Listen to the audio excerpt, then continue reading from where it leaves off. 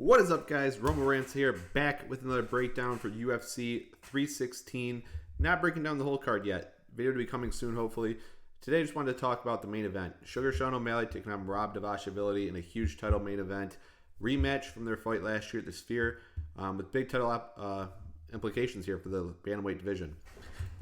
First, before we jump in, I got some things to go through. First, make sure you follow me on X, Rumble Rants. You'll see all my bets, all my content. Also followed on that way. There you go. Still used to this whole filming thing. I actually filmed this breakdown. This is my third time. Haven't had the technology right. Now I got it right.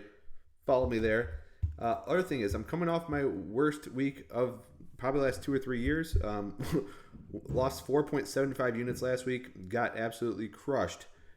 In saying that, when we lose, we always bounce back. Look at the profit chart over time, steady upward trend, up over 60 units overall since I started third-party tracking. Still really proud of my results. We bounce back like always. So for today's main event, we got Sean O'Malley taking on Merab Dvalishvili. I'm hoping to keep my main card breakdowns shorter to about 1 to 2 minutes for breakdowns.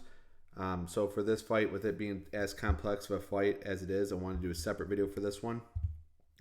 So to start, Merab Dvalishvili coming into the rematch against Sean O'Malley after beating Umar Nurmagomedov. He won rounds 3 through 5 to actually come back and beat Umar. Umar beat him rounds 1 and 2.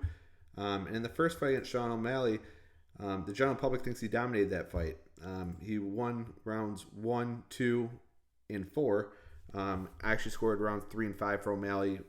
I think that fight ended up, we were watching it back, it was closer than I remembered. Off memory, I thought Merab dominated. Don't get me wrong.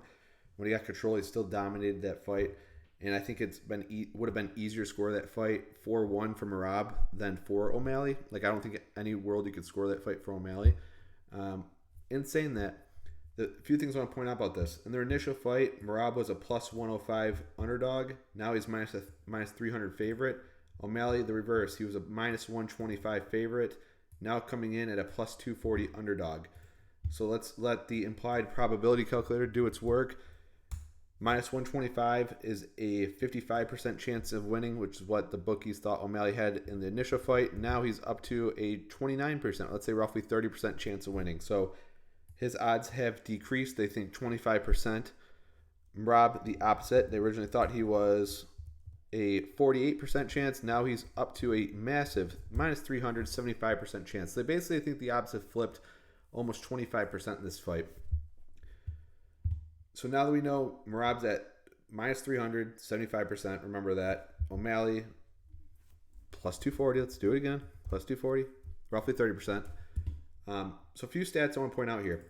Not all rematches are the same. This is a stat I want to point out here. In title fight rematches, the winner of the first fight ends up winning the second fight 63.2% of the time. Great stat to have. 63% of the time for the guy who won the first fight. 37% chance for the person who lost the first fight. And at 37% chance, we're still getting 8% of value if you just use that stat on O'Malley. That's the first thing. Granted, I'm not huge stats. Not all fights the same, but just one I want to point out because it's all title fight rematches. The second thing I want to point out here is how their first fight went. So in the first fight, Merab, off optics, controlled the wrestling, dominated the fight. But O'Malley was able to hurt Merab to the chest, to the gut in round 5. But in saying that, we didn't really learn anything new in that fight. That's the key thing I want to point out is going into the first fight, we knew that the way Merab wins the fight is if he can use his cardio as a weapon, wrestle O'Malley, and put a pace on him. He did that, and he won the fight. No shocker. And we knew if O'Malley were to win, he would have to land the bigger shots, cause more damage, or maybe knock him out. How's that any different than this fight? What's new? There's nothing new in this fight. I know the first fight happened. Merab won. All props to Merab. This is a new fight. Brand new fight. Every fight's an independent variable, and no two fights are ever the same. There's a few fights I had pulled up. I think the most key one this fight reminds me of is the Merab, the Aljamain Sterling versus Peter Yan fights.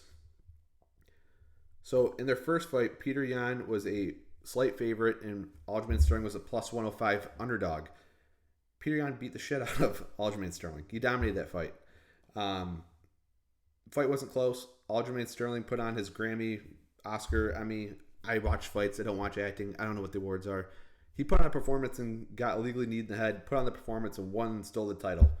So naturally, the bookies and everyone thought in the rematch, Peter Yan's going to destroy this guy. He won all 4 rounds. It wasn't even close. Sterling's now at plus 340. And guess what happened? Sterling won. Aljamain Sterling won. I didn't think that fight was very close. I know it says split, but I thought he clearly won at least 3 rounds in that fight. He controlled him. I know Peter Yan fans think the more damage, and Yan, sure, he can make an argument there. I thought that Aljamain won that fight, and he retained the belt, and rightfully so. But that's one of the best examples I can think of where the market overcorrected to the same 2 fighters fighting with nothing really changing in the fight. And that really reminds me of this fight. Granted, I'm not going to promise Sean O'Malley's going to win. I can't predict that. I think it's closer to a 50-50 fight. If Sean lands the big strikes, I think it's very likely Merab gets finished. We've seen Merab rocked, dropped, wobbled in a bunch of his fights. The whole MMA bantamweight division would be completely different if Marlon Moraes finished him in round 1. 9 out of 10 referees probably stopped that fight.